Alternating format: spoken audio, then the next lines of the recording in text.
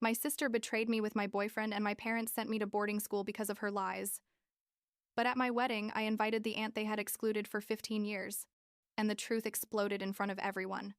I sued them, and now they're left without inheritance. I'm 27 years old.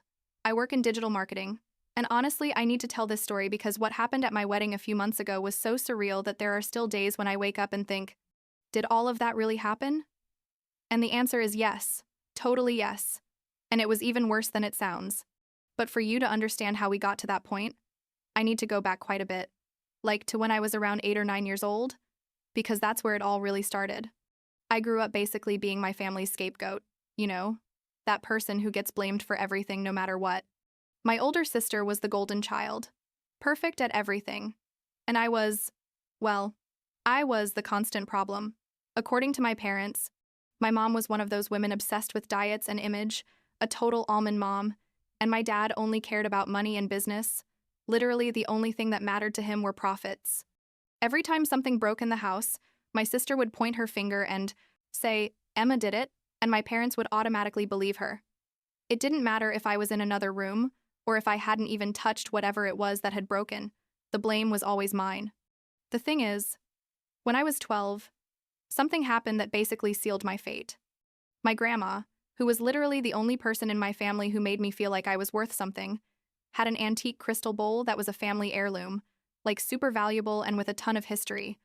One day, my sister was playing in the living room, although she never admitted it afterwards, and broke it. I was upstairs in my room doing homework. I didn't even know what had happened until I heard the screaming. I ran downstairs, and there was my sister, standing next to the pieces of the bowl. And when my parents asked what happened, she pointed at me and said, "Emma was running through the living room and knocked it over." My parents didn't even ask for my version. My dad yelled at me for like half an hour about how irresponsible I was, how disappointed they were, and basically told me I was an embarrassment to the family. And you know what they did? They sent me to boarding school. Yeah, you read that right. At 12 years old, they sent me away because supposedly I needed to learn discipline and responsibility. The truth is, they just wanted me out of the way because I didn't fit into their perfect family image. I spent the next few years at that boarding school, only coming back for holidays, and every time I returned, I felt more and more like a stranger in my own home. My sister continued being the princess.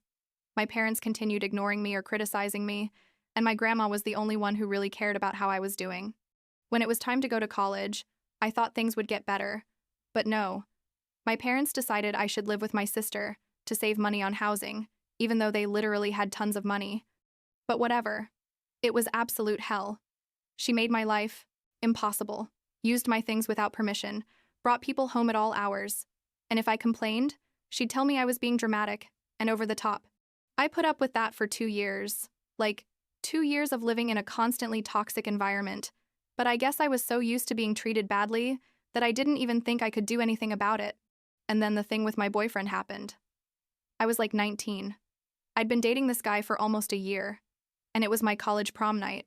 I came home early because I'd felt sick, like horrible stomach pain, and when I walked into the apartment, I heard noises coming from my sister's room. At first I thought, well, she has someone there. I'll just go to my room. But something made me stop. I don't know. A hunch or something. I opened her bedroom door, and there they were, my sister and my boyfriend, literally in bed together. They stared at me as if I was the one who had done something wrong. Can you believe it? My sister had the nerve to tell me. It was obvious he preferred her, that I was too boring and plain.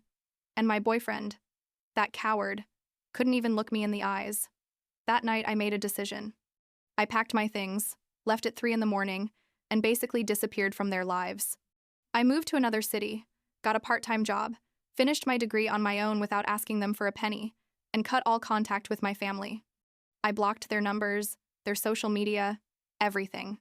The only ones I kept in contact with were my grandma, who understood why I needed to get away, and surprisingly, no one else, because basically, no one else bothered to look for me. About 5 years went by like that.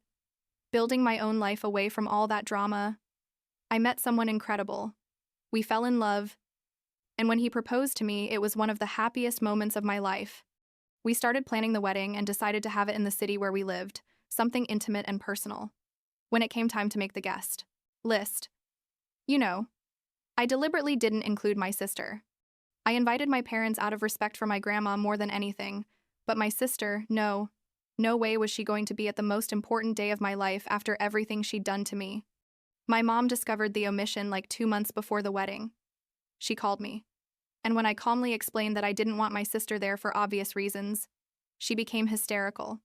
She told me that if my sister wasn't invited, then none of them would attend, that it was an insult to the family, that I was being vindictive and petty. My dad got into the conversation too, basically yelling at me that after everything they'd done for me, what exactly had they done for me? Send me away? Ignore me? Make me feel like trash? This was how I repaid them. Honestly, I was tired of their manipulations, so I told them, fine, don't come if you don't want to. I didn't need them there anyway. But then something occurred to me, like an idea that a moment seemed brilliant and a little vengeful. I'm not going to lie. There was someone else my parents had treated horribly for years, someone they had manipulated and pushed away from the family with lies. My dad's sister, my aunt, had been cut off from the family like 15 years ago for reasons that were never entirely clear to me when I was a kid. My parents always painted her as a terrible person, problematic, but something inside me said there was more to that story, so I looked her up. I found her contact information, thank you internet, wrote to her explaining who I was and that I'd like to talk to her. She was very surprised to hear from me, and when we met a few weeks later, everything made sense. She told me how my parents had lied about her for years, making up stories that she'd stolen money from them, that she'd treated my grandma badly, all false, totally fabricated. The truth was that my aunt had questioned some questionable financial decisions my dad made in the family business, and instead of dealing with that like adults, my parents decided to destroy her reputation and completely isolate her. They'd told my grandma that my aunt didn't want to see her anymore, and they told my aunt that my grandma had disowned her, when neither of those things was true. Hearing all of that was like having an epiphany. I realized that the same pattern of manipulation and lies they'd used on me for years, they had perfected with my aunt first.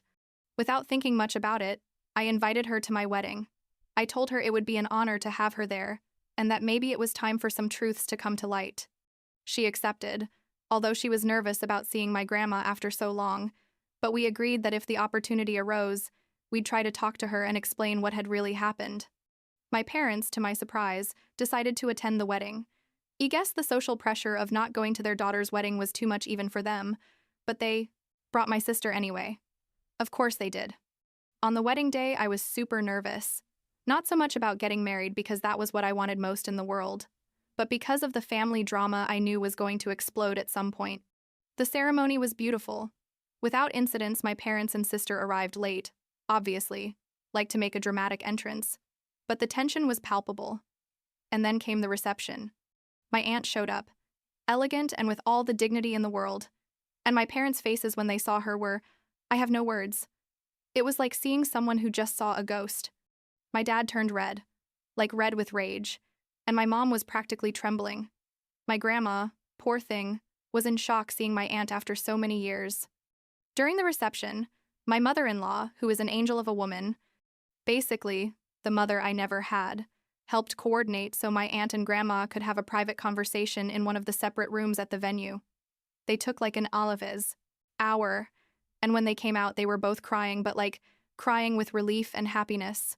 My aunt had explained everything, shown her old messages, emails, proof that my parents had lied all those years, and my grandma finally understood that she'd been completely manipulated. That's when my dad lost his mind. He approached me in the middle of the reception, with people around, and started yelling at me that I was a traitor, that I'd ruined the family name, that after everything they'd sacrificed for me, seriously? Again with that, I repaid them with this public humiliation. My husband tried to calm him down, but my dad pushed him, and that's when security had to intervene. My parents were escorted out of the venue, screaming and making a scene, while my sister followed them dramatically, crying fake tears and saying we were all monsters. But wait, because it doesn't end there. My sister, in her infinite maturity and wisdom, total sarcasm, decided to go live on Instagram that same night from the venue parking lot. She started making up the most absurd lies about me, saying I was an ungrateful daughter who had rejected my family after they'd given me everything, that I was manipulating my grandma against my parents, that my aunt was a horrible person who had filled my head with lies. The things she was saying were so obviously false it was almost comical, but she had like 10,000 followers on social media. I don't know why, honestly. And many of them believed her and started attacking me online. The days after the wedding were chaotic. My grandma was devastated, realizing how my parents had manipulated her for years. My aunt was angry but also relieved to finally have the chance to clear her name. And I was tired, like emotionally exhausted from dealing with all this drama when I should be enjoying my honeymoon. My sister-in-law, who works in legal, suggested I consider taking legal action against my sister for defamation. At first, I thought it was too much, but then I saw the amount of hate I was receiving online, how her lies were spreading, and I decided enough was enough. I hired a lawyer and sued my sister for defamation. She laughed when she got the notification. Literally posted a photo of the legal documents with a caption mocking me, which basically was additional evidence for my case.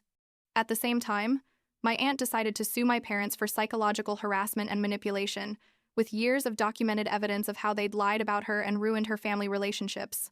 My grandma supported both cases, testified in our favor, and basically became our biggest ally in all of this. The months that followed were intense, with lawyers and courts and depositions.